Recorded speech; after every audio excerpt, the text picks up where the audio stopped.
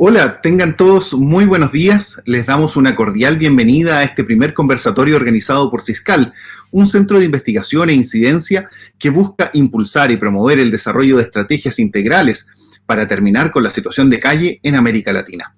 Hoy nos reunimos para empezar a conversar en esta ocasión sobre género, vivienda y situación de calle.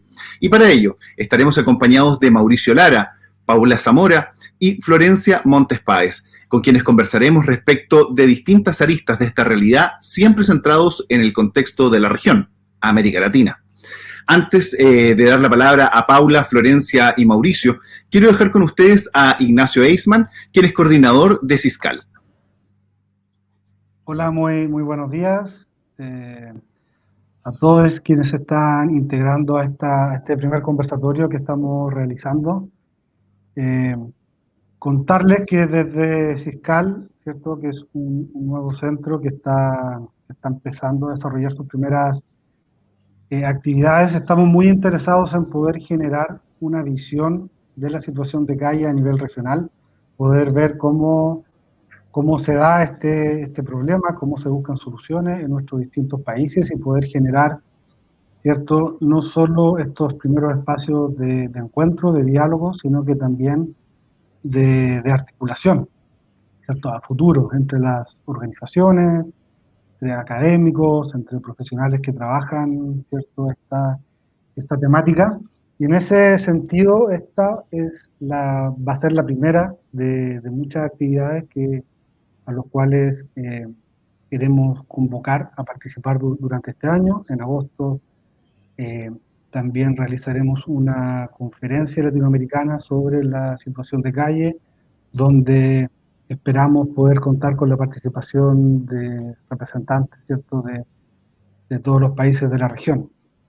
Ahora, este es un trabajo que ya comenzamos desde el año pasado con una serie de encuentros, ¿cierto?, internacionales, con compañeros, con compañeras de distintos países, de México, ¿cierto?, de la ONG Caracol, con amigos, ¿cierto?, de Argentina, de CONICET, de Uruguay, la Universidad de la República, del colectivo Ni Todo Está Perdido, de Colombia, de Puerto Rico, ¿cierto? Y a partir de este trabajo conjunto, bueno, también con personas desde España que se han sumado a estas reflexiones, y en conjunto hemos impulsado esta serie de conversatorios que hoy día dan inicio. Y antes de dar paso ya a los expositores, que son quienes van a hacer la presentación, ¿cierto?, y la discusión, solo quisiéramos comentar que hemos escogido el tema de género, ¿cierto?, para partir estas discusiones por dos temas principales. El primero, que esta variable o esta categoría no ha estado muy presente en los análisis que hacemos, en las revisiones, en las políticas públicas, en los estudios, y ha hecho que gran parte de la población o del tema de situación de calle se haya mantenido oculto. Y esto también busca hacer una contribución hoy día a empezar a hablar de este tema y a empezar a develar qué hay, ¿cierto?, en esta relación género y calle. Y segundo, porque poner esta variable, poner esta categoría de análisis, sí o sí obliga a tener una mirada crítica sobre lo que estamos haciendo, sobre la forma en que lo estamos mirando, y es una invitación, ¿cierto?, a poder revisar críticamente todo lo que hemos hecho en la región hasta ahora y poder ir buscando, ¿cierto?, nuevas formas de mirar y de abordar este problema. Entonces, bueno, no le quito más tiempo a nuestros expositores. Nada, solo reiterar la bienvenida, el saludo a todos los que nos están acompañando hoy día. Gracias, Ignacio. Agradecemos entonces las palabras de Ignacio, quien deja sobre la mesa el propósito de este centro de investigación. Y para entrar en materia, quiero dejar con ustedes a Florencia Montes Páez, quien es representante del colectivo No Tan Distintes, mujeres y personas LGTBQI en situación de calle, quien tendrá 10 minutos para presentar el trabajo de su organización. Desde ya los invitamos a seguir esta conversación en redes sociales con el hashtag Género y Calle. Florencia, te escuchamos. Hola a todas, a todos, ¿cómo andan? Bueno, gracias por el espacio. Les cuento un poco qué hace No Tan Distintes, igual también pueden buscar toda nuestra página. Nosotros somos una organización conformada por mujeres y personas LGTBQI+, que estuvieron en situación de calle o que están en riesgo de estar en situación de calle.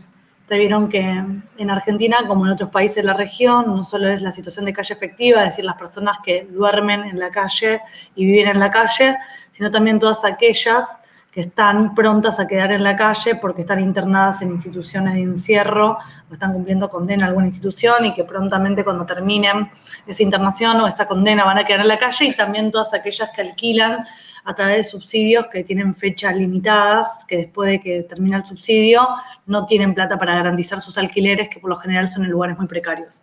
O sea, situación de calle, riesgo de situación de calle.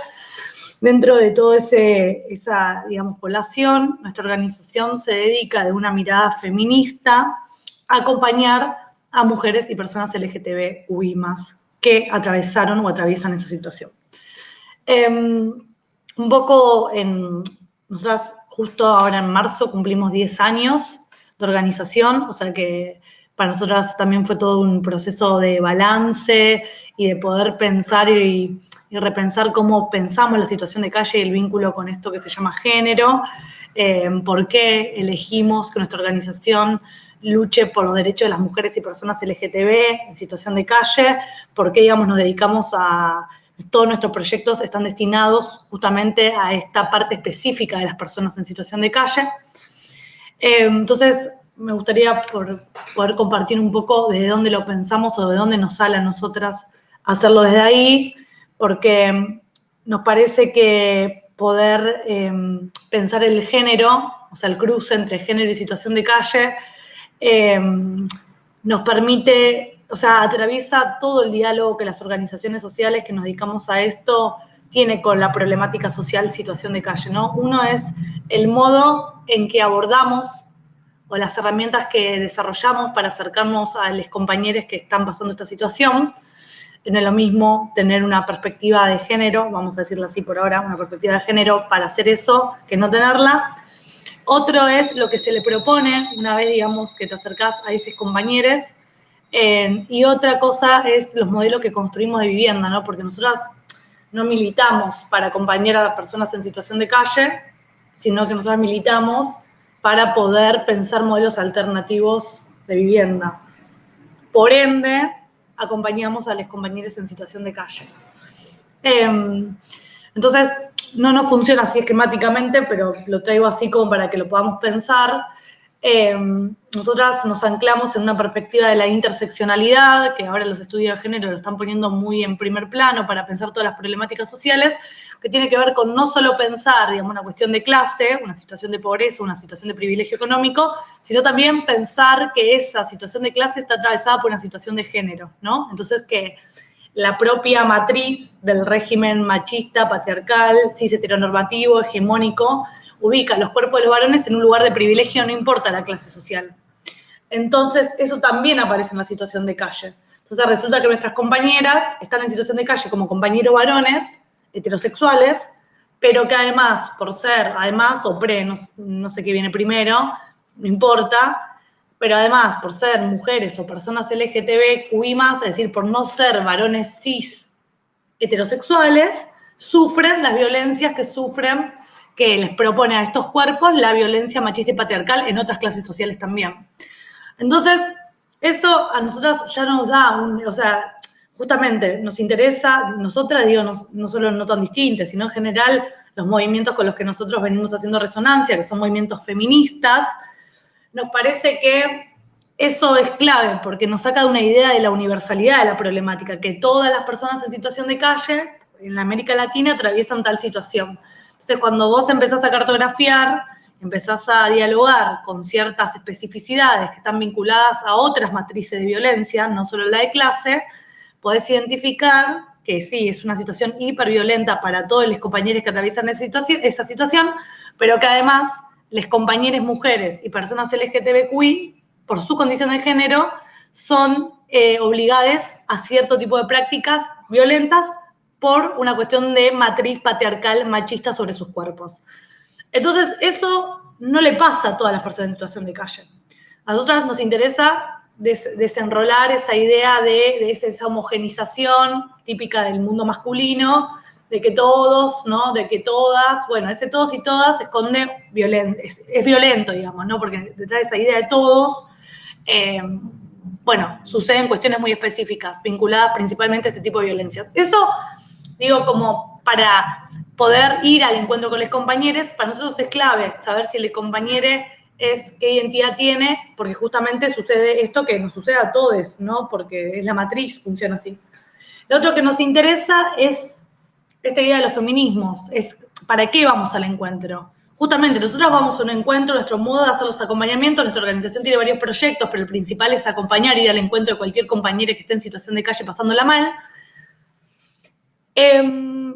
Esta mirada nos invita a una mirada activista, o sea, nosotros no vamos a acompañar en un lugar de poder garantizar que ese compañero se sienta bien o que pueda acceder a su derecho, es una invitación al activismo. Entonces, digamos, ahí a nosotros también nos gusta generar un desplazamiento que no es que nosotros, quienes no estuvimos en situación de calle, o sea que la organización de quienes no estuvimos en situación de calle, vamos al encuentro de compañeros en situación de calle con mirada de género, porque entendemos que por ser mujeres o personas LGTB le pasan otras cosas y podemos hacer algo distinto. Esa mirada nos parece que esconde todavía este código, esta lógica masculina que tiene que ver con que uno va y hace algo por el otro y ayuda al otro. Entonces, digamos, en un código más sororo, más feminista, que es lo que a nosotras nos interesa construir en conjunto, entre compañeras que no estuvimos en situación de calle y compañeras que sí, que luchan por algo en común, es justamente poder entender que estas compañeras sufren violencias propias del patriarcado y invitarlas a que militemos juntas contra el patriarcado. O sea, invitarlas desde su cuestión, que es cuestión de clases completamente distintas, a poder construir un lenguaje común que tiene que ver en torno a que no podemos recibir violencia de ningún tipo. Por supuesto que la situación de calle es muy específica porque además están en situación de calle.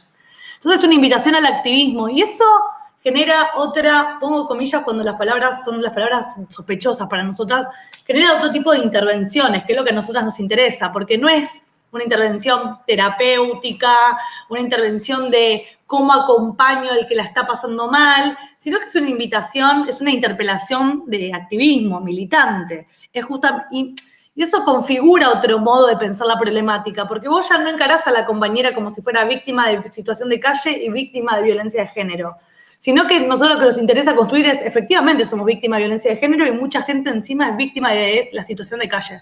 Pero a nosotros lo que nos interesa es construir un lugar activo, creativo, colectivo y sumarnos, invitar a la compañera que se sume a eso, que es la organización. Porque, digamos, acá lo terapéutico para nosotros es en la calle vos estás sola, violentada y en silencio. Entonces, la primera intervención para pensar género y situación de calle, al menos para nuestra organización, tiene que ver con salir de esa soledad, pasar a la invitación de la red y poder hablar de lo que nos pasa como mujeres y además de una mirada a la interseccionalidad como mujeres pobres, mujeres y personas LGTB. Entonces digo, o sea, poder pensar el género dentro de las pobrezas invita también a otra forma de cómo intervenimos. Nosotros tenemos otro espacio, ¿no? Cuando están los acompañamientos, tenemos un espacio semanal que se propone como un espacio político, de pensamiento político, de poder dialogar qué pasa en la región, qué pasa en el planeta, qué pasa con el agua, qué pasa con la guerra, qué pasa con los cuerpos en países musulmanes, qué pasa con los cuerpos de mujeres cuando son afro, digamos, y poder, digamos, empezar a estar en ese sentipensar que tiene que ver con pensar políticamente nuestras cuestiones, las situaciones a las que estamos obligadas a vivir por ser mujeres, por ser pobres, por estar en situación de calle, nos permite ir construyendo una narrativa activista sobre la problemática y no de destinatarios de acompañamiento, destinataria de planes sociales, que por supuesto nosotros tenemos una dimensión hiperasistencialista, que en nuestros espacios hay comida, frazada, hay ducha, digamos, porque es las compañeras necesitan. Pero no nos interesa tanto, digamos, como cubrir esa necesidad, sino lo que nos interesa es poder desarrollar esta mirada más en común. Y lo último que quiero decir también es que en este esquemita que había armado como de pensar de qué sirve atravesar la perspectiva de género, y pongo comillas con perspectiva de género porque a nosotros nos parece que no es que hay que tener perspectiva de género, hay que feministizar los activismos. O sea, No es que hay que saber que a los cuerpos de los varones no les pasa lo mismo que los cuerpos de las mujeres. Eso ya está, o sea, los feminismos lo vivimos como una conquista, eso, o si no está, tiene que estar. O sea, lo que nos parece es que desde los feminismos, de la idea de emancipación de cuerpos subalternizadas, se puede construir mundo, se puede construir experiencias que no te dejen en la pobreza, porque justamente la invitación a construir red te permite poder dejar ese tipo de arquetipos al que no estamos destinadas, digamos, que es o un hogar para mí, para mis hijos, o instituciones que nos cosifican, o un subsidio para que alquile con mi chongo, o quedarme en la calle, o un parador. Bueno, lo último que quiero decir es esto, que a nosotras nos parece que todo desarrollar como esta antilógica, digamos, nos permite construir nuevos modelos de vivienda, y que son modelos de vivienda colectivo. Y ahí, digamos, me parece que está como todo el aporte que pueden hacer los ecotransfeminismos, ¿no? Para poder pensar las problemáticas, digo, porque si no, es muy masculinizante pensar que no está la situación concreta, que es la pobreza o no sé, o las necesidades económicas, y además, si quiero, le agrego perspectiva de género, y además, si quiero, le agrego perspectiva de medio ambiente, planetaria, ecosófica. Digamos, nosotros nos parece que no es además, nos parece que justamente por cómo este tipo de perspectivas te obligan a pensar, que no, ya te dejan, salen del pensamiento del asistido, de la persona individual, meritocrático, de que con voluntad salís, esta idea de que si las instituciones te favorecen los procesos, salís adelante. No salís adelante si no tenés red, al menos de las situaciones de violencia. O sea, nadie sale de una situación de violencia si no tiene una red que tiene una dimensión económica y que tiene una dimensión afectiva. Entonces, digamos, nosotros lo que propulsamos, lo que nos gusta pensar, es que podemos construir esa red, ¿no? Y que, por supuesto, que dentro de esa red hay compañeros que no sufren pobreza y que tienen recursos económicos, y que en esa red tienen que poner esa guita a disposición de las compañeras que no tienen nada. Pero bueno, por eso nuestros modelos de vivienda son colectivos, porque nos interesa justamente pensar esto. La propuesta capitalista es o familiar o heteronormada o para una persona sola. Nosotros nos gusta pensar que porque nosotros, por las situaciones que vivieron nuestras compañeras en situación de calle, nosotros lo que estamos haciendo es reparando una situación que de extrema violencia, lleva mucho tiempo reparar esos dolores, esas afectaciones. Y eso se hace en grupo, se hace con compañeras alrededor que hablan un mismo lenguaje, que comparten un código. Eso, tengo algunas preguntas para sumar al debate, pero entiendo que otros compañeros también van a presentar, así que las dejo para después. No, creo que no mucho más para agregar, al menos nuestra experiencia y para la idea de género del panel. Muchas gracias. Súper aclarador tu primer planteamiento respecto del trabajo específico que realizan. Pero para seguir la conversación y también seguir presentando a los distintos panelistas que hoy día nos van a acompañar, es que vamos a invitar a Paula Zamora, ¿ya? Del colectivo Ni Todo Está Perdido, quien también ahora nos va a presentar el trabajo de su organización en Uruguay y esta mirada del trabajo que realizan. Paula, por favor, te escuchamos. Estás sin micrófono. Ahí, Sí. a ver, ahí está. Sí, tenía apagado ahí el micrófono. Comentaba que qué lindo escuchar la experiencia de otros países, la verdad que es increíble. Bueno, como para contar un poco, soy Paula Zamora, integrante de colectivo Ni Todo Está Perdido, de Uruguay. Nosotros somos un colectivo en contexto que la mayoría está conformado por personas en situación de calle, o sea, que vivimos en calle. Y nuestra postura es, visibilizar más que nada cómo se vive la situación de calle, ¿no? Porque nosotros sabemos que hay como un prejuicio bastante bravo, ¿no? Sobre situación de calle y las personas que viven en calle. Entonces, nuestra postura es visibilizar más que nada, y a su vez también nos paramos del lado de los derechos, ¿no? La vulneración que hay de derechos hacia las personas que viven en calle. Estamos como en constante lucha en eso, no sé, como mucho contar sobre el colectivo. Estamos bastante, tomamos mucho ejemplo sobre otros países. Eso nos ha impulsado incluso la experiencia que tiene Argentina sobre situación de calle, nos ha impulsado bastante para conformarnos como colectivo. Entonces, me parece muy fundamental conocer las experiencias de otros países. Con respecto, bueno, a género, en realidad nuestro punto de vista es, bueno, nosotros intentamos como generar, ¿cómo decirlo? Un grupo, ¿no? En esto bueno, de no señalar a la persona. Nosotros tenemos compañeros que son compañeros trans, compañeros que padecen mucha discriminación, ¿no? En esto de los prejuicios que hay hacia las personas que deciden como cambiar de identidad, ¿no? Entonces, nosotros nos paramos desde el punto de nuestros compañeros, de que son nuestros compañeros, de que, bueno, somos todos iguales, en un sentido figurado en realidad, ¿no? Intentamos de no señalar, ¿no? Esa es nuestra postura a modo colectivo, y bueno, no tengo como mucho que agregar, porque en realidad, nada, NITEP, bueno, tiene como esa postura, ¿no? De visibilizar, de marcar nuestros derechos, de ver las vulneraciones que hay y los prejuicios que hay. Así que, bueno, no sé, como que no tengo mucho que agregar, más que escuchar o preguntas que hayan. Paula, pero cuéntanos un poquito respecto de cómo hacen la visibilización de los derechos de las personas en situación de calle. ¿Puedes comentarnos tal vez algunos ejemplos de algunas acciones puntuales que tal vez ustedes hayan realizado, en donde tal vez hayan impulsado, promovido la visibilización de los derechos de todas las personas que forman parte del colectivo, o tal vez gente que no ha formado parte del colectivo, pero que ustedes han intentado visibilizar su situación problemática con el objeto de defenderla a partir de entender su situación como persona? Bien, sí, sí, nosotros hemos hecho, nada, nuestra idea de visibilizar es a través de audiovisuales o mismo de actividades, intervenciones en la calle.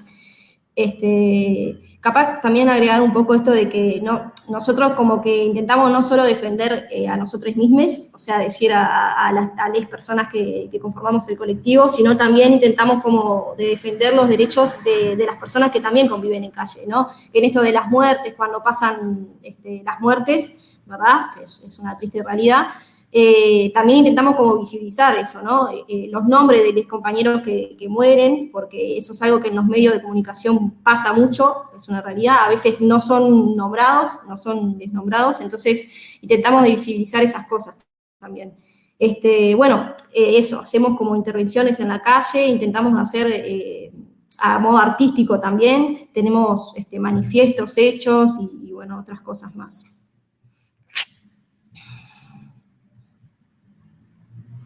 Perfecto. Te agradecemos. Interesante todo lo que ustedes están realizando ahí en Uruguay en relación al posicionamiento y levantamiento de los derechos de las personas en situación de calle.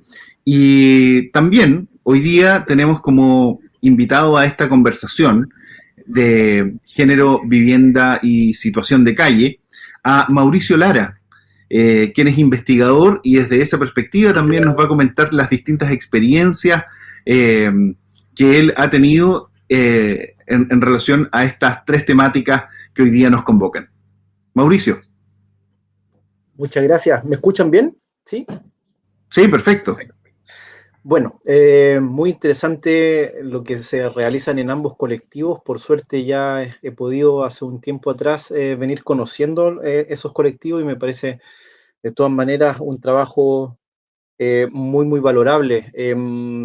Yo quisiera en mi caso un poco acercarme a ciertos puntos que de alguna manera podrían sonar contradictorios porque voy a tratar de explicar por qué de alguna manera se ha desarrollado un androcentrismo en el tratamiento o la investigación o la política pública con respecto a las personas en situación de calle, que es como por lo menos se nombran en Chile, pero por otro lado también voy a desarrollar algunas ideas sobre ciertos grupos de hombres de los cuales yo he podido conocer y de alguna manera tratar de entender de que si es que bien hay un androcentrismo en la política pública y en la investigación, este no ha logrado identificar ciertas problemáticas de género que tienen relación justamente con estos hombres que entran en juego, ¿ya?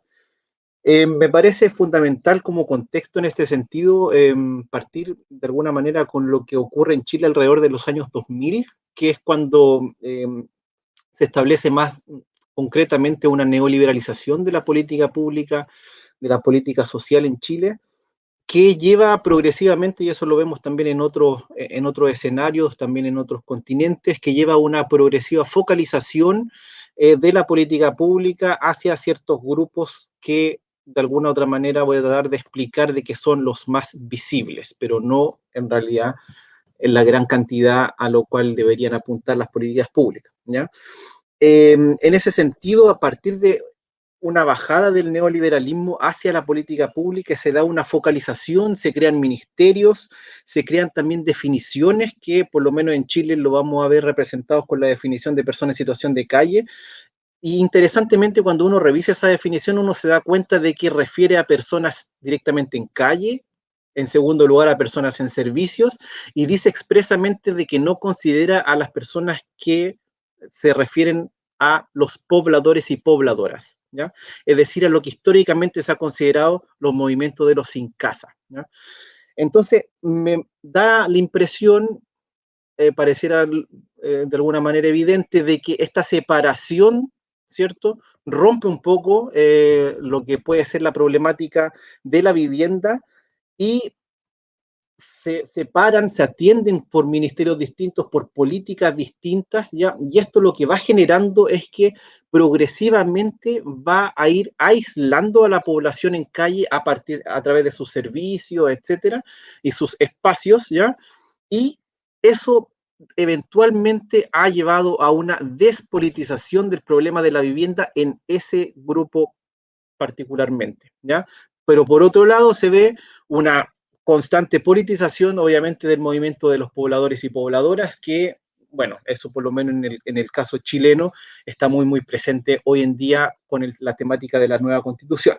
Pero cuando se separa esa población de pobladores y pobladoras, o se aísla la población que vive en los servicios y en la calle, de alguna manera se bloquea o se limita o se saca de la perspectiva a todas las temáticas que tienen que ver con lo que se conoce en Chile como el allegamiento o el hacinamiento, ¿ya? O a veces los dos juntos, es decir, se excluye de la reflexión sobre el problema de calle la temática de el hecho de, en Chile se llama allegamiento, a la gente que se va a vivir con otras personas porque no tiene dónde vivir.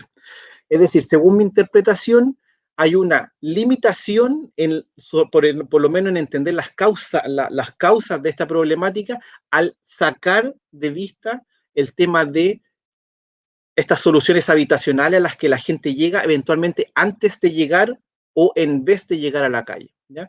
Es decir, el problema de la vivienda se separa en dos puntos, a veces que parecieran estar muy lejanos, pero que no lo son tanto, ¿cierto? Pero entonces finalmente, o sea, se va dando de que a través de esta separación, todo lo que tiene que ver con la política de calle va generando sus propios servicios de atención y también eso va complementado, por ejemplo, con censos, con contabilización de esa población, ¿ya? El problema ahí es que cuando los censos y los servicios están apuntados solamente a quienes están en calle y los que están en servicios, valga la redundancia, ¿ya?, logran ver casi exclusivamente o en su gran mayoría una población masculina, ¿cierto? Porque son estas poblaciones masculinas las que dominan los espacios de calle y los que dominan los espacios de los servicios, ¿ya? En Chile a veces es difícil verlo esto en el caso de los servicios porque hay casi creo que ningún servicio mixto, pero en ciertos servicios mixtos donde hay minorías de mujeres eso es muy visible, ¿ya? Entonces, de alguna manera se pasa por alto el problema de la dominación masculina concreta a partir de prácticas concretas y cotidianas de servicios y de calle que determinan finalmente un alejamiento y eventual invisibilización de todas las otras personas que chocan de alguna manera con estas violencias o que sufren eventualmente estas violencias. Y ahí está todo el caso, por ejemplo, de lo que contaba Florencia, estas diversidades, estas mujeres que se alejan de ciertos espacios que están dominados por hombres y de alguna manera puede llevar eso a una invisibilización de sus situaciones, ¿ya? Se van generando entonces espacios hipermasculinizados, ¿ya?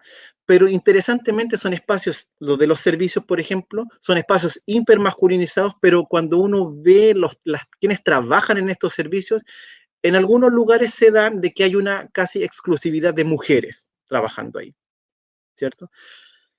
Esas formas de constituir el trabajo social y por otro lado, los clientes, por así decirlo, de los servicios es muy interesante, ¿ya? Verlo en temática de género, me refiero.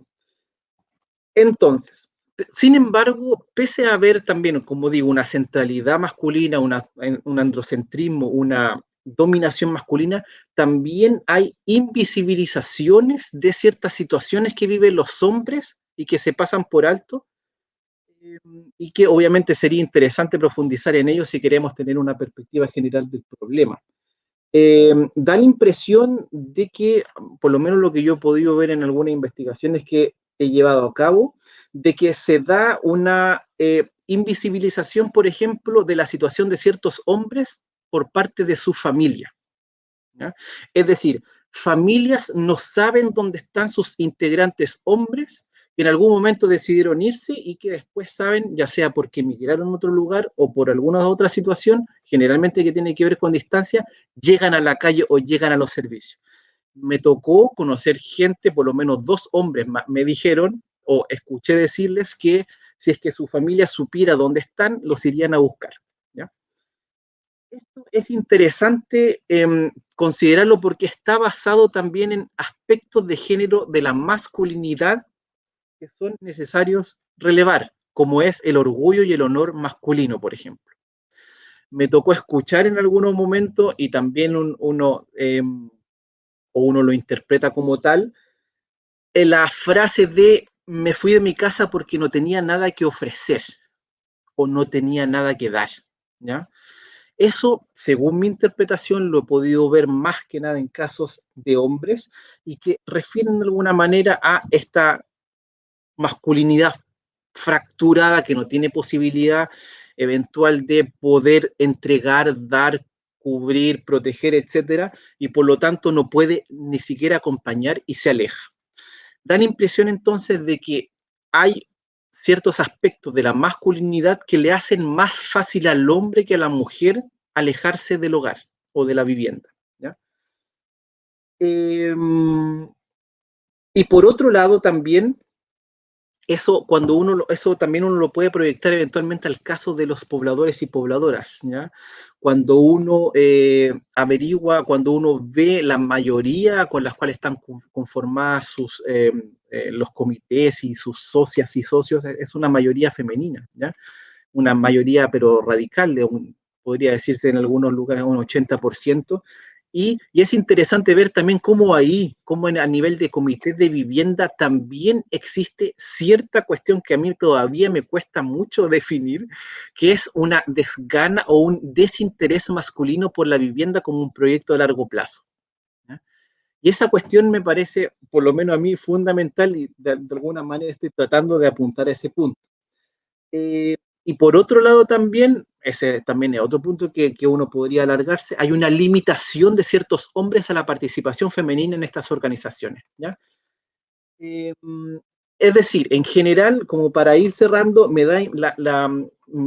trato de decir un punto que es el hecho de que si es que bien hay una gran mayoría de hombres a los cuales incluso la investigación, la historiografía, la antropología también se ha enfocado casi exclusivamente en los hombres, no se ha visto este grupo de hombres como agentes o como sujetos de género, ¿ya?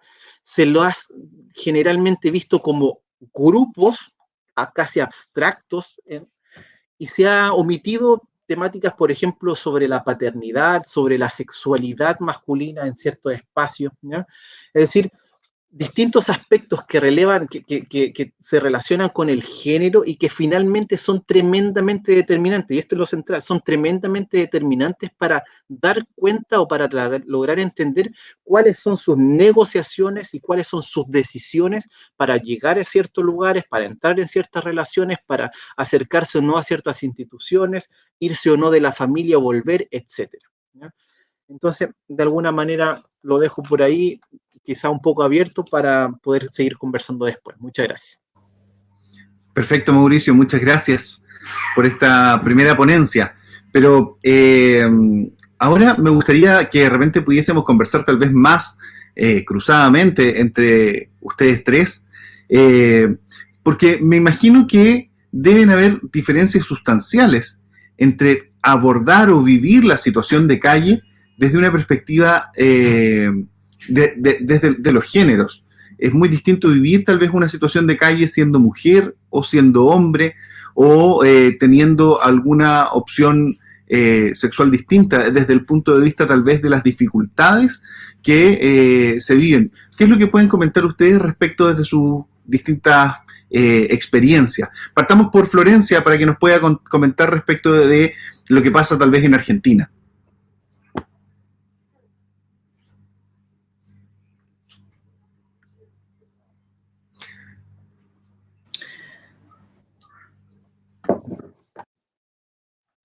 Ha sido muteada. Perdón, ahí está. No sé si puedo contestar qué pasa en Argentina, sí, no sé cómo por lo menos lo pensamos nosotras. A nosotros parece que un poco lo traté de sugerir antes, pero no, o sea, las diferencias de género es un lente. O sea, pasan todo, o sea, es distinta la situación de calle en mujeres y personas LGTB, sí, pero es distinta la vida de cualquier mujer y persona LGTB en comparación con cualquier varón en cualquier aspecto de cualquier ámbito de la vida. Eso también pasa en la calle. Y encima la situación de calle complejiza esa desigualdad patriarcal, la complejiza, la lleva a otro registro, ubica a nuestros compañeros en lugares mucho más complejos y ubica incluso a las masculinidades, que por ejemplo, un poco entiendo que Mauricio apuntaba ahí, masculinidades que en otros estratos sociales son hiperhegemónicas, acá también son subalternizadas, ¿no? Entonces los varones en situación de calle también responden a un mandato más frustrado, ¿no? Porque no son esos varones proveedores que garantizan la casa, que traen plata al hogar, que sostienen la familia, sino que son justamente estos varones que fallaron, ¿no? Al estereotipo. Entonces digo, entiendo que la situación de calle es un poco la frustración del estereotipo capitalista del acceso a la vivienda, de que con laburo se sale adelante, de que todos podemos ser integrados, de que si te esforzás podés vivir bien. Pero a mí lo que me parece importante señalar como de esto, decís de la diferencia, ¿qué diferencia hay? La diferencia está en, no sé, por ejemplo, en los motivos por los que los compañeros están en situación de calle. Muchas compañeras, mujeres y personas LGTB, están en situación de calle porque vivieron situaciones de violencia, patriarcales, machistas, violencias por su condición de género. Muchas compañeras trans, que no le pasa a las compañeras cis, cuando eligen transicionar, sus familias les echan de su casa. Eso capaz a una persona cis no le pasa. Muchas compañeras mujeres, por ejemplo, y personas LGTB, sufren violencias sexuales, acosos constantes por parte de sus familias justamente por ser mujeres. Los varones también sufren abusos. Pero la estadística da que las mujeres y las personas LGTB son disciplinadas muchas veces por su condición, su orientación sexual, desde chiques, y esos son motivos por los cuales muchos compañeros están en situación de calle, quedan en situación de calle, por ser, digamos, vinculados a su condición de género. Entonces, digo, poder entender que no es lo mismo que ser mujer y varón antes de estar en situación de calle, implica también qué cuerpos son arrojadas a la situación de calle. Y acá quiero sumar, que no sé si la situación de calle está, la problemática de situación de calle es principalmente masculinizada, o sea,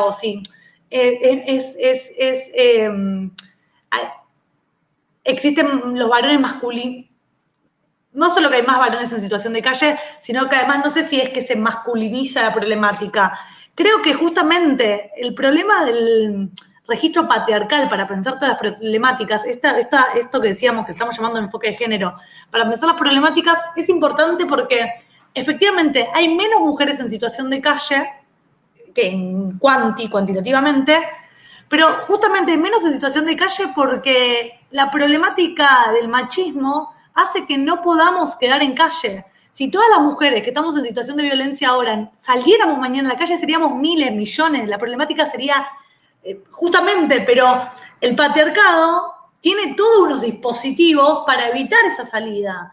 A una compañera salir de una situación de violencia, una situación de abuso, sin tener garantías económicas, le lleva un proceso larguísimo, le puede llevar toda la vida. Y cuando soltás todo, cuando rompes, te pasa esto, quedás efectivamente en una situación de precariedad total como es la situación de calle. Entonces digo, el patriarcado produce todo el tiempo estas ideas pero desde el feudalismo, digamos, esta idea de que si vos te vas con tu hijo porque tu marido se había muerto en la guerra, podías ir a la iglesia, ¿no? Los patronatos para mujeres solas, las redes familiares para mujeres solas, la vergüenza de la solterona, cómo la red familiar se activa porque pobre quedó sola con su hijo, entonces que la madrina y el padrino banquen al hijo y que le tengan una piecita atrás, todas cosas que a los varones no les proponen, digamos, antes que en situación de calle y que a nosotros nos tratan de habilitar, porque imagínate que para el estereotipo patriarcal es lo peor que una mujer sola, madre en situación de calle, sucia, sin recursos, con los hijos, criándolos en la calle. Digamos, tan espantoso lo que significa llegar a ese lugar para el régimen que trata de evitarlo. ¿Y cómo lo evita? A veces con más violencias. Entonces, digo, porque no estoy queriendo sugerir acá que, los compañeros en situación de calle, varones, ejercen violencias contra las compañeras. Sí, también lo hacen, digamos, porque justamente los varones tienen el privilegio cultural de ejercer más violencia sobre las mujeres en cualquier ámbito, clase alta, clase baja, pobreza, situación de calle, cárceles, hoteles, no importa. Los varones suelen ejercer mayores violencias físicas y psicológicas contra las mujeres porque es un privilegio cultural, lo usan. Digo, lo que yo estoy queriendo acá sugerir es que poder laburar que no se vive del mismo modo siendo mujer y persona LGTB en calle te implica entender causas que solo le pasan a nuestros cuerpos por los cuales quedamos en la calle y te implica desarrollar toda una serie de abordajes que no tienen que ver con el modelo asistencial, el modelo institucional de la víctima, que es también una construcción bastante patriarcal que ahora se está debatiendo mucho en todos los feminismos, digamos. ¿Por qué admitir perspectiva de género nos ubica a nosotras? No está bien, nosotras sabemos que ustedes son víctimas sí, somos víctimas de la estratificación cultural, digo, pero ¿qué abordaje desarrollamos para poder tener una mirada de género sin caer en lugares paternalistas? No sé, mezclé un poco todo, pero sí, no, interesante lo que nos comentabas, pero mira, hemos tenido algunas preguntas incluso desde la gente que nos está siguiendo en redes sociales y apuntando un poco lo último que comentabas respecto de cómo entregar apoyos, de cómo cambiar esta perspectiva sin caer en la lógica de preestablecida, ¿no es cierto? ¿Cómo operan, por ejemplo, los modelos de las viviendas colectivas que ustedes tienen, que mencionaste en la parte introductoria? El modo es del afecto, de involucrarte. Por eso decíamos, para nosotros es una mirada militante. O sea, hay que involucrarse. No hay forma. Si no haces caridad y si no, una institución que intenta tener una distancia porque es un laburo, digamos, a nosotros nos parece que hay que involucrarse con la problemática porque es una problemática global, digamos. Nosotros, yo, ahora, estando acá conectada, en todo lo que hago en la vida, reproduzco la situación de calle, digamos. Si yo no me involucro para interrumpir algo de esa letanía, entonces nosotras es involucrarse. ¿Y cómo te involucras? Con afecto, con amor, mucho amor, mucho amor. No, nosotros no estamos en esa línea de que tenemos que entender cómo sería bien en situación de calle, porque eso es pensamiento masculino para nosotros. Yo entiendo, yo varón entiendo a las compañeras, no la entendés, o sea, esta es la gracia, no las vas a entender nunca porque justamente es una cuestión de respetar al otro en su condición de otro. Entonces, nosotros creemos que con mucho amor hacia esa diversidad de que no vivimos en la misma situación y dejando que nos arrebaten privilegios económicos. Las casas colectivas funcionan por sororidad y también porque las compañeras que tienen más guita, más plata, tienen que poner a disposición un recurso económico para las compañeras que están en una etapa de reparación económica y afectiva. Entonces, lo que hacemos es, le pedimos a compañeras que tienen propiedades, que tienen una casita para alquilar, que se la alquilen a no tan distintas, que tienen compañeros que tienen un manguito en el bolsillo, que vienen levantando la cabeza en términos económicos, pero que no tienen ni garantía propietaria para poner, ni título, y que en el caso de que el compañero se le atrase el subsidio que cobra, la changa por la casa de plata, la organización, el colectivo, responde con plata. O sea, la dueña, te pagamos el alquiler, no nos pidas todo esto que es súper clasista, que solo pueden cumplir unos pares. Entonces, así es como conseguimos las casas. Alguien nos flexibiliza los criterios, les compañeros pagan su alquiler, por esto que decíamos, no es que les compañeros quieren ser asistidas, quieren pagar su alquiler como lo hacen un montón de gente, pagan su alquiler y la orga responde cuando hay algún atraso o algo con un fondo de plata que está destinado para eso, para prevenir desalojo, le decimos nosotros. Interesante, interesante. Te agradecemos lo que nos acabas de comentar respecto de cómo operan también en esas viviendas.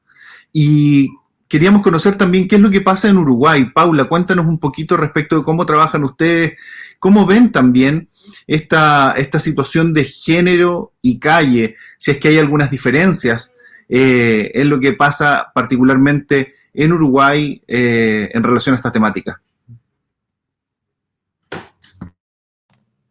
Bien, sí, a mí me parece bastante interesante lo que comentaba ahí Mauricio, sobre cómo el hombre también, el varón, a veces queda invisibilizado, ¿no?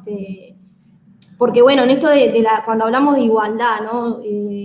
Suele pasar que a veces se le da como más importancia al contexto femenino por el hecho de que sí, la mujer pasa violencia y es verdad todo lo que acarrea y todo lo que trae, ¿no? Pero también a mí me parece bastante importante el hecho de que no es solo la mujer que pasa, capaz que queda como, pero sos mujer. Sí, soy mujer, pero estoy como en una postura de bueno, no es solo la mujer que pasa violencia, el hombre también ha pasado violencia. Yo conozco, dentro del colectivo tenemos compañeros que han pasado violencia desde el aspecto mujer a hombre y así viceversa, ¿no? Entonces, a mí me parece como bastante interesante recalcar el hecho de que, por ejemplo, acá en Uruguay se trabaja el contexto género, ¿no? Hay talleres, hay todo demás, pero es un contexto en donde se aborda solo para mujeres, ¿no? El hecho, entonces, ¿por qué, no? En esto de preguntarnos por qué solo se aborda o por qué hay solo talleres ¿no? Implementos para mujeres? ¿Por qué no hay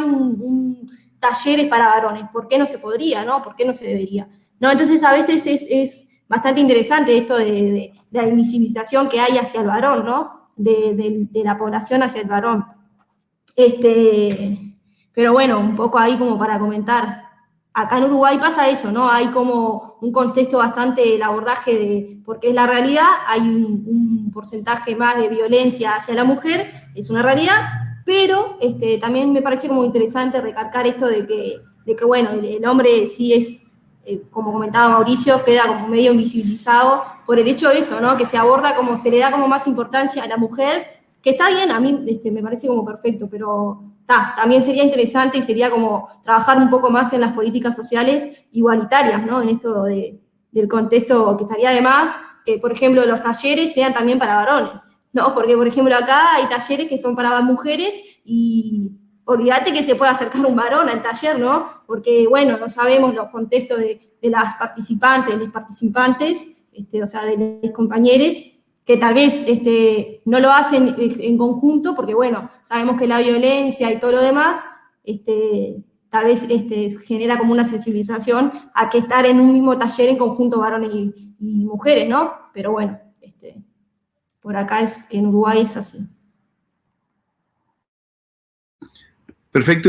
Y Paula, ¿nos puedes comentar respecto de tal vez cómo es el abordaje desde el aparataje público? Aparte de los talleres que tú nos comentas, ¿cómo tal vez se trata de abordar la situación de las personas que están, valga la redundancia, en situación de calle?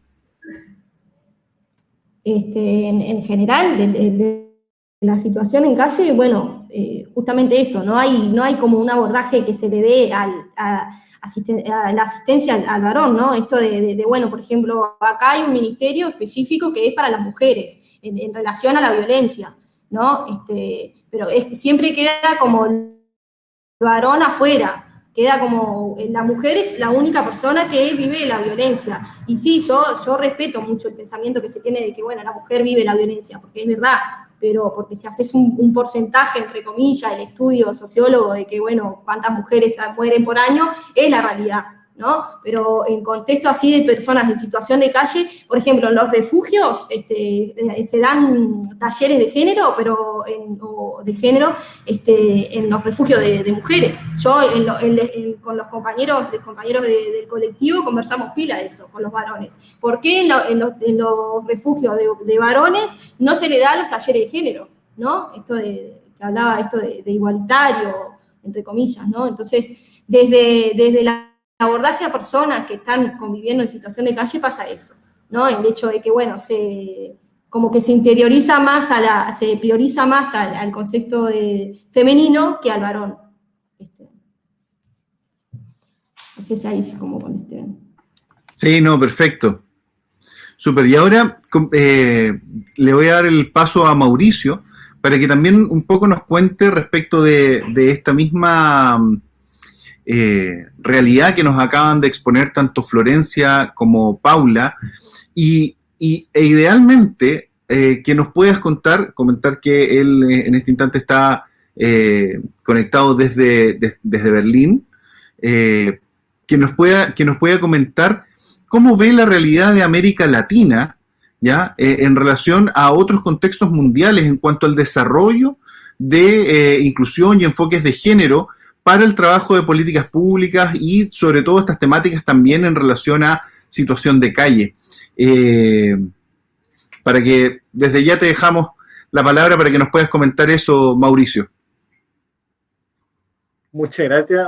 Es súper amplia la pregunta y en verdad me da un poco de susto meterme en temas que pueden escapar de lo que estamos hablando ahora, pero más que nada lo que te podría responder a primera es que uno ve que hay políticas públicas que se movieron regionalmente, principalmente a través de la CEPAL y del giro neoliberal que tuvo Latinoamérica. Esa cuestión yo creo que se puede determinar desde la historia, desde el trabajo social, como decía, épocas 90, 2000 en que se da esa transición, pero esa transición, si es que bien se da en esa época en Latinoamérica, finalmente son transiciones globales, ¿ya? O sea, la neoliberalización de la política pública y la precarización también de esta, la reducción de las viviendas sociales, la escasez de espacios de refugio, de atención para personas en situación de calle, la escasez aún más de servicios para mujeres. Esa cuestión es transversal, ¿ya? Esa cuestión se da desde Estados Unidos, Alemania, Chile. Aquí también me tocó en algún momento trabajar en una hospedería o en un servicio de acá, y si es que bien se veía superficialmente la situación un poco mejor, finalmente trabajando ahí uno se da cuenta de que se dan, y obviamente con ciertos aspectos que refieren ya a lo local acá, pero se dan situaciones muy, muy complejas y que también hace que se viva la crisis y que sea un tema país y que esté constantemente conversándose. Sin embargo, y un poco como respondiéndole a Florencia con respecto a, quizás me hice mal entender, no, nunca pensaría de que el problema, y ahí quizás eso como cambiando un poco las palabras, el problema de las poblaciones sin hogar o la falta de vivienda no es para nada un problema masculino, esa cuestión es justamente lo que yo trato de apuntar, ¿ya? ¿Por qué? Porque justamente existen personas por ejemplo, aquí en Alemania se usa el concepto de emergencia de vivienda, ¿ya? Ya no se usa como persona en calle o persona sin hogar, ahora un poco se trata de arreglar esa falta de esos conceptos con el concepto de personas que tienen una emergencia de vivienda.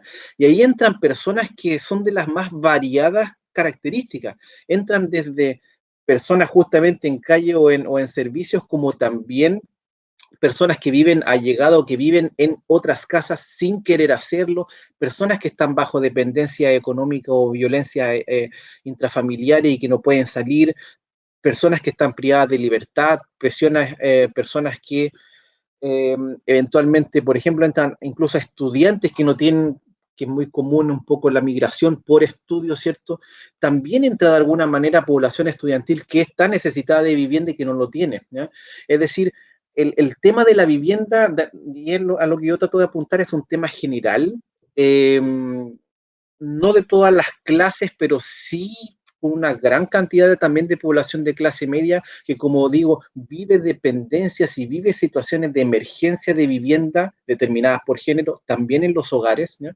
Es decir, trato de considerar esa amplitud, pero me refería específicamente, y esa es una crítica que le tengo a la concepción que tiene el Estado chileno particularmente con relación a la política pública, ¿ya? Que es muy específica, que es despolitizadora y que de alguna manera lleva hacia esa hipermasculinización de los servicios, ¿ya?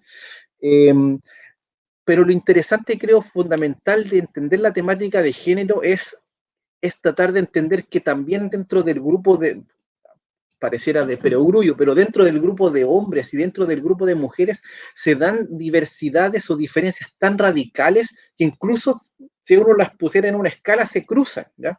Por poner un ejemplo, hay investigaciones que se hicieron, por ejemplo, en los años 80 en Estados Unidos, que mostraba que las personas que llevaban más tiempo en calle, ya sea 20 años o más en calle, hombres y mujeres iban asimilando o iban acercando de alguna manera sus características, ya sea a nivel de situaciones emocionales, a niveles de consumo, a niveles de recursos directos, ¿ya? Cuestiones que no era así en los momentos primeros de llegar a la calle, ¿ya? Otras cosas que se han visto en otros países, datos, por ejemplo, que por cuestiones de género, el primer momento en que cierto grupo de mujeres, sobre todo que vienen de contextos de violencia intrafamiliar o de dependencia extrema y que logran salir, llegan a la calle en situaciones muy malas, ¿ya? Muy terribles, ¿ya? Entonces, porque de alguna manera agotan todas sus otras posibilidades habitacionales para evitar llegar a eventualmente servicios que están dominados por hombres, que las van a molestar o que, etcétera, etcétera, agotan todos los servicios y cuando llegan ya es porque ya no les queda eventualmente nada, ¿ya? Eso puede pasar también. Y de alguna manera, estableciéndose en servicios, puedan estabilizar su situación. También se puede dar. Es decir, viendo en las problemáticas de género, no son lineales los problemas, para nada, ¿cierto? Y como también decía Paula, es tremenda la violencia que reciben hombres en calle, no solamente de personas, grupos, o sea, es común allá y acá que tratan de quemar constantemente a los hombres que viven en la calle, es una cuestión impresionante, ¿ya? O la violencia con que llegan las policías o los grupos municipales a desalojar por ejemplo, rucos o espacios de calle en gran parte habitados por hombres, ¿ya? Yo soy un convencido de que toda violencia es una violencia de género, particularmente yo, ¿ya? Y por lo tanto va a ser vivida por todas las poblaciones que se enfrenten a ella de distinta manera y también distintas personas van a ser ejersores de violencia de distinta manera dependiendo de la situación en la que estén.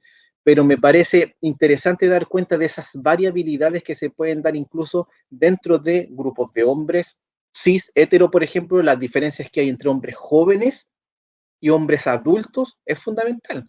O sea, ese tipo de cosas son también muy, muy importantes de cruzarlo con esta perspectiva de género y así recién vamos a lograr llegar a las individualidades finalmente que nos pueden explicar las trayectorias que también son muy individuales generalmente eh, para lograr ver la complejidad que tiene todo este mundo que nosotros consideramos como el mundo de la situación de calle o el mundo de la falta de hogar, ¿ya?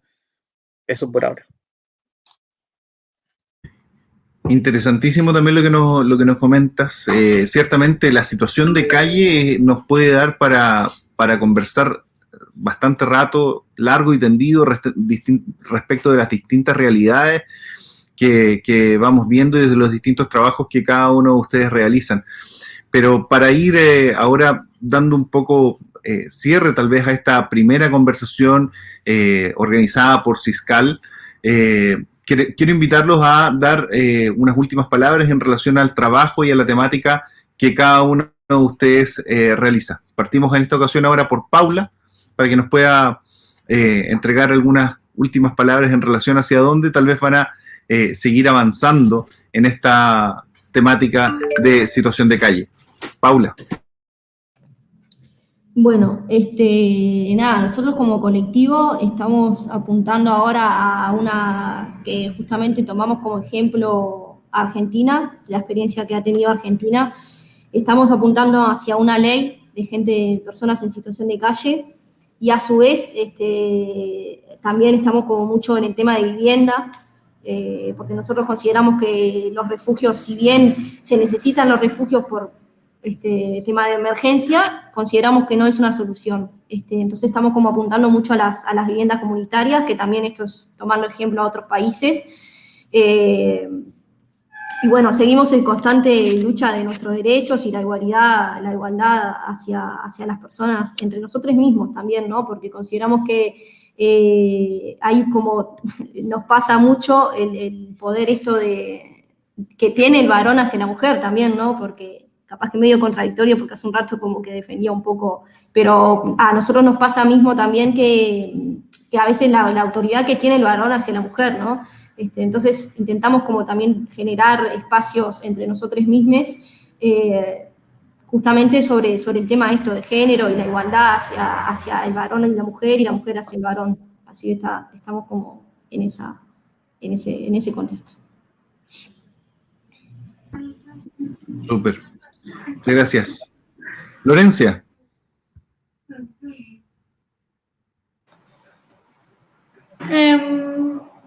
No sé, me quedo pensando en algunas cuestiones. El tiempo no creo que no tirano para este tipo de debates.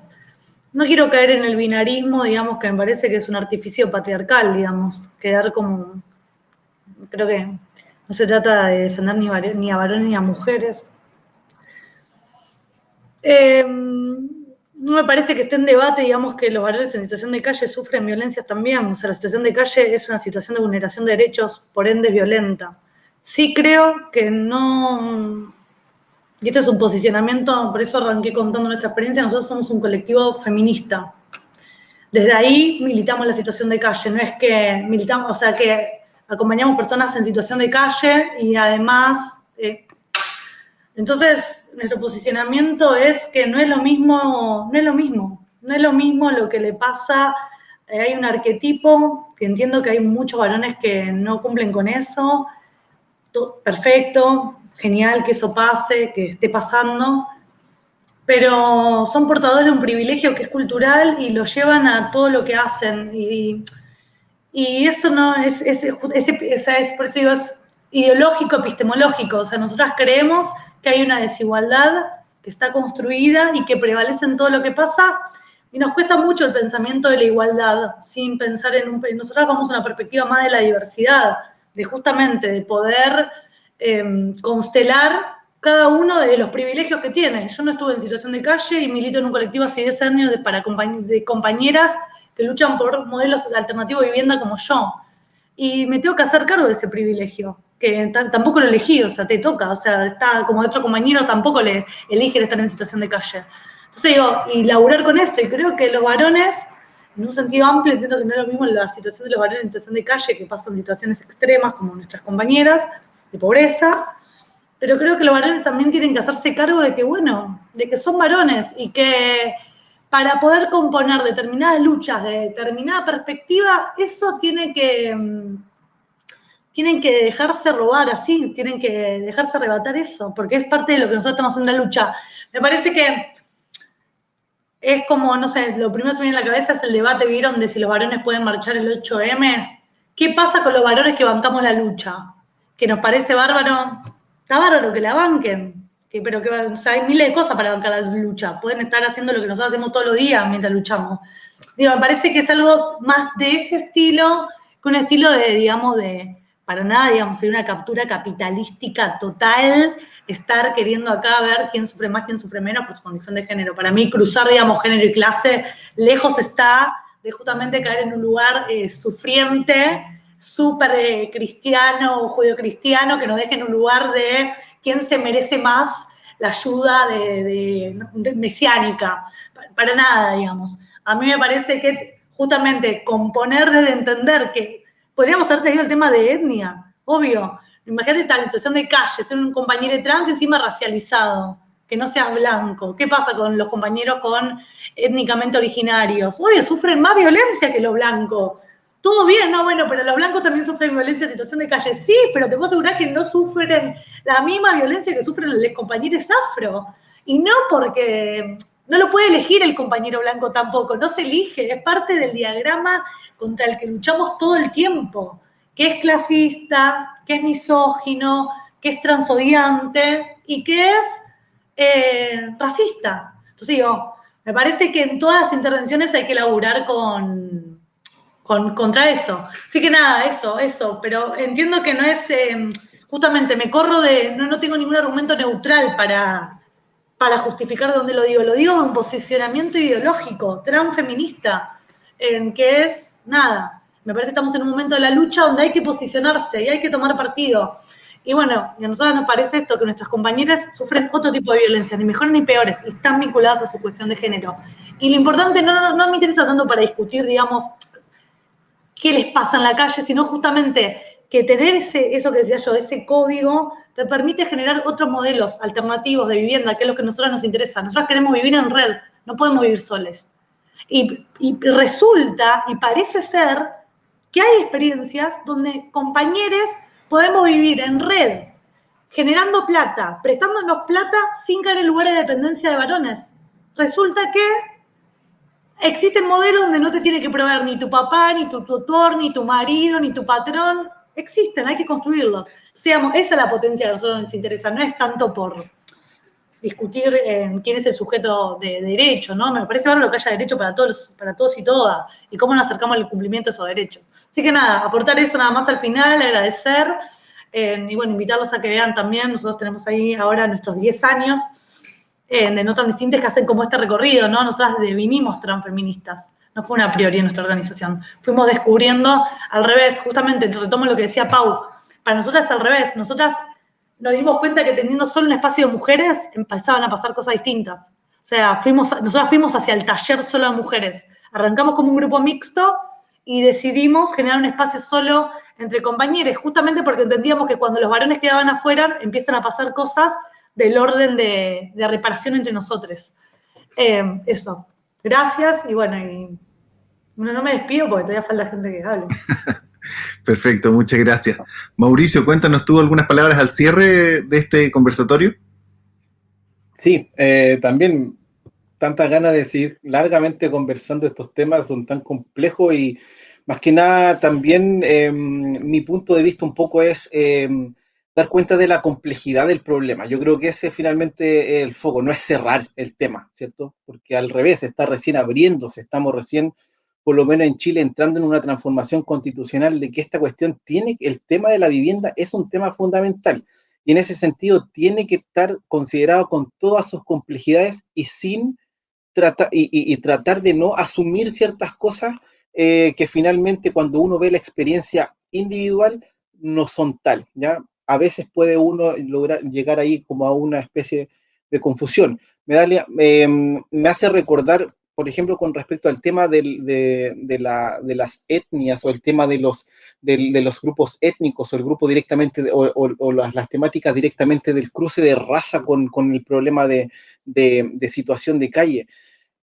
Me parece también ahí que cuando uno ve esta temática, como digo, en contextos específicos, uno se encuentra con sorpresa. Yo también, por ejemplo, pensaba efectivamente como Florencia de que de alguna u otra manera una persona que reúne en su cuerpo una escala mayor de discriminaciones estructurales va casi directamente a sufrir mayor violencia que otras, ¿ya? Sin embargo, por ejemplo, me di cuenta como investigando en Estados Unidos, pongo de nuevo Estados Unidos o pongo aquí el caso de Berlín, en Estados Unidos se vio cómo las poblaciones blancas empobrecidas estaban mucho más desconectadas con su grupo familiar o con su grupo de vecindario que las comunidades afrodescendientes, ¿ya?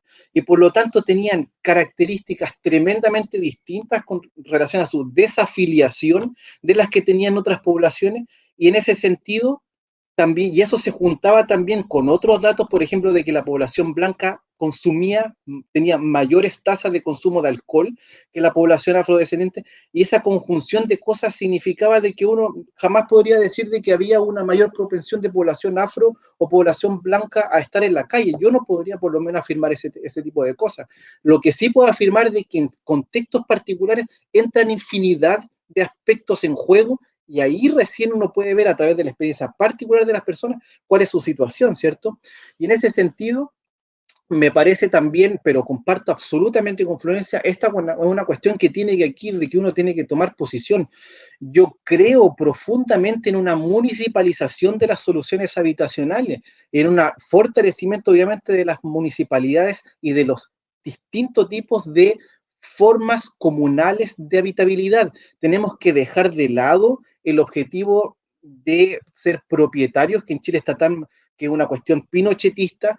Tenemos que pensar en una mayor variabilidad de soluciones habitacionales, que se desarrolle mucho más obviamente el arriendo, que haya organización de grupos de arrendatarios y ligas de arrendatarios que puedan bloquear también la subida de precios, que puedan luchar contra las inmobiliarias, que se creen inmobiliarias populares que tengan relación con las municipalidades, pero creo fundamental que no sea la vivienda heteronormada la única forma de poder conseguir una ayuda social eventualmente, sino que tiene que estar constitucionalmente asegurado, pero también en la idea del común de la gente, la necesidad de desarrollar distintas formas de familia, distintas formas de habitabilidad, colectivas o nucleares, pueden ser, me parece, finalmente, la variabilidad de formas habitacionales, yo creo, de todas maneras, la orientación que tenemos que tomar. Muchas gracias, de todas maneras, por todo esto. Súper, muchas gracias a todos ustedes. De verdad que este es un tema que recién está partiendo. La idea de este conversatorio del día de hoy de Siscal era dar el puntapié inicial para intentar visibilizar esta situación, iniciar la conversación también en redes sociales. Ya lo dijimos en un comienzo, pueden hacerlo aun cuando haya terminado este conversatorio a través de Género y Calle. Y antes de despedirnos y agradecer la participación de Florencia, de Paula y de Mauricio, es agradecer también a Acción Solidaria, quien ha dispuesto las redes para poder establecer que hoy día podamos estar reunidos, que hoy día podamos estar al aire conversando respecto de esta temática tan interesante. La idea es dejarlos invitados a cada uno de ustedes que nos siguió en esta conversación, a que también inviten a sus amigos a seguir esta conversación a través del hashtag en redes sociales, y que nos reencontremos en una próxima edición de un nuevo conversatorio en donde abordaremos otra realidad también tan interesante para nuestra América Latina. Muchas gracias. Será hasta una próxima oportunidad. Muchas gracias a todos.